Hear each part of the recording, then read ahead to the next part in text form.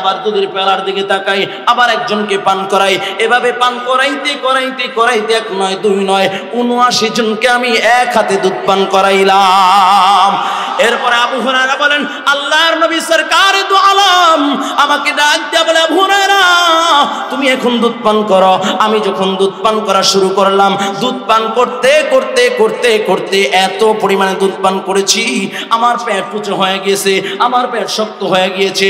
আমি দুধ পান করতে করতে আমার পেট শক্ত হয়ে গিয়েছে। আল্লাহর নবী সাল্লাল্লাহু আলাইহি ওয়াসাল্লাম যে পেয়ালা আমার কাছে দিয়েছে, আমি তাকা দেখি এখন পর্যন্ত নবী যতটুকু দুধ আমার হাতের ভিতরে দিয়েছে ততটুকু দুধ এখন পর্যন্ত বিদ্যমান। ও যুবক ভাই, কেমনে বুঝাইলে বুঝবারে বাবা, এটা হলো কোরআনের বরকত। সুবহানাল্লাহ, আলহামদুলিল্লাহ, আল্লাহু আকবার। জোরে পড়ি আল্লাহু আকবার। আর জোরে মুমিনের আওয়াজে পড়ো আল্লাহু আকবার। আরো জোরে দরদ নিয়ে মুহাব্বতের সাথে পড়ো আল্লাহু আকবার। যখন কোন ইমানদার মুমিন জবান নাড়ায় নাড়ায় আল্লাহু আকবার, আরশের মালিক আল্লাহ তার আমল নামায় আসমান ও জমিনের ভিতরে যে ফাঁকা জায়গাগুলো আছে, ও ফাঁকা জায়গাগুলো আল্লাহ নেকি দিয়ে পরিপূর্ণ করে দেয়। বলুন সুবহানাল্লাহ। আর জোরে বলো সুবহানাল্লাহ। যখন বান্দা বলে লা ইলাহা ইল্লাল্লাহ, লা ইলাহা ইল্লাল্লাহ, আরশে আজিমের ভিতরে একটা নূরের খুঁটি আছে, ও নূরের খুঁটিটা নড়াচড়া শুরু করে দেয়, নড়াচড়া শুরু করে দেয়। আল্লাহ তাআলা ডাক দিয়া বলে, খুঁটি তুমি কেন নড়তেছো, কিসের জন্য নড়তেছো? খুঁটি ডাক দিয়া বলে, আল্লাহ ওই যে দেখো তোমার বান্দা বলে লা ইলাহা ইল্লাল্লাহ, লা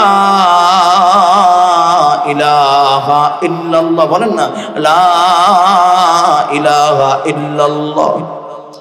আল্লাহ তাআলা ডাক দিয়া বলে, খুঁটি তুমি কেন নড়তেছো, কিসের জন্য নড়তেছো?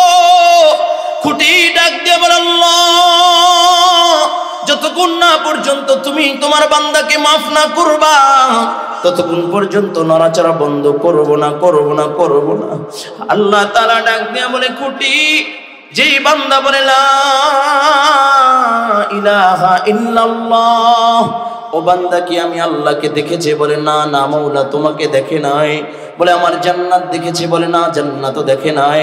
জাহান্নাম দেখেছে? বলে না, জাহান্নামও দেখে নাই।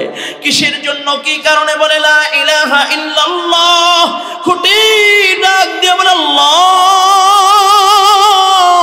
তোমার বান্দা তোমাকে পাওয়ার জন্য, জাহান্নাম থেকে মুক্তি পাওয়ার আশায় জান্নাত লাভের জন্য বলে লা ইলাহা ইল্লাল্লাহ, লা ইলাহা ইল্লাল্লাহ।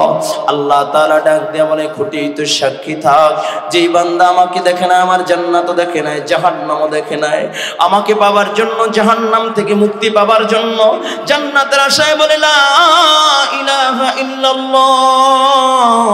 এ খুঁটি তুই সাক্ষী থাক, অমন বান্দাকে আমি আল্লাহ জাহান্নাম থেকে মুক্তি দিয়ে দিলাম। আল্লাহু আকবার। আরো জোরে আওয়াজ করে বল আল্লাহু আকবার। আল্লাহ তাআলা ডাক দিয়ে বলে, খুঁটি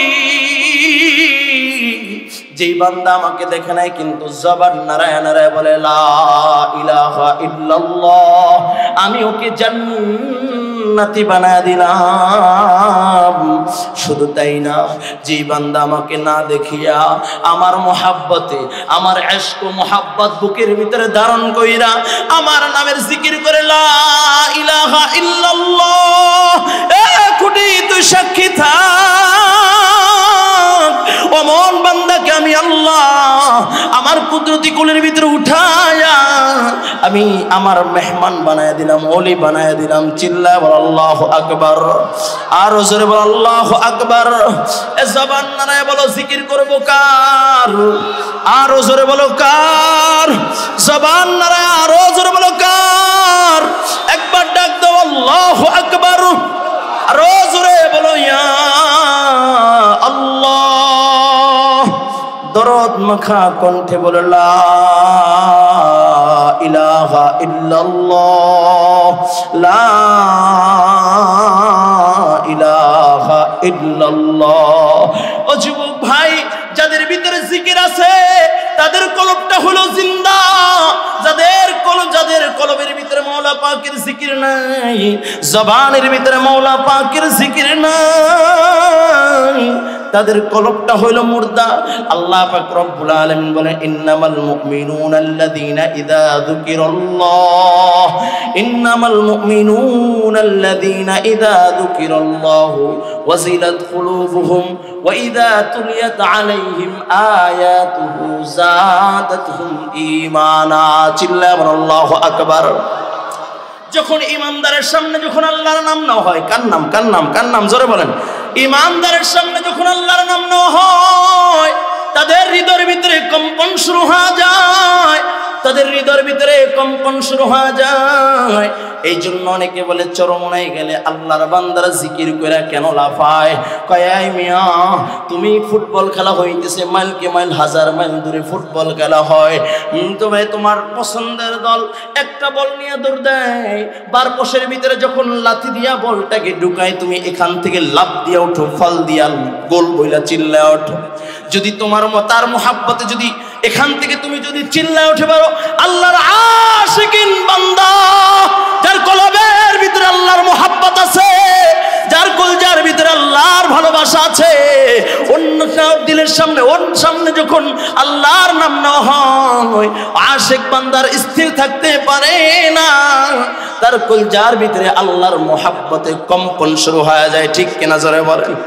যখন দেখেন না আল্লাহর খলিল ইব্রাহিম আলাইহিস সালাতু ওয়াস সালাম, জলিল কদর পয়গম্বর, আল্লাহর পয়গম্বর ইব্রাহিম আলাইহিস সালাতু ওয়াস সালাম ঘরের ভিতরে বসা। এমন সময় এক পথিক ভিক্ষু ঘরের সামনে দিয়ে হেঁটে যায় আর ডাক দিয়া বলে আল্লাহু কারীম,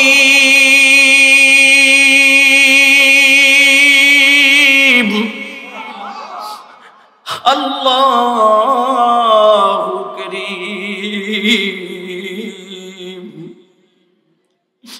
আল্লাহু কারীম। আল্লাহর পয়গম্বর ইব্রাহিম খলিলুল্লাহ ঘর থেকে বের হইয়া আল্লাহর পয়গম্বর ডাক দিয়ে বলে ভাই কে তুমি? তোমাকে চিনি না, কিন্তু আমার রবের নাম বইলে তো আমার কলিজার ভিতরে আগুন ধরায় দিয়েছো। এরে ভাই, আর একটা বার আমার রবের নামটা একটু নেও, আমার কলিজার আগুনটা একটু ঠান্ডা করে দাও। তোমার জবান থেকে আমার রবের নামটা শুনতে বড়ই মজা লাগে, আর একটা বার কি আমার রবের নামটা নেওয়া যায় না?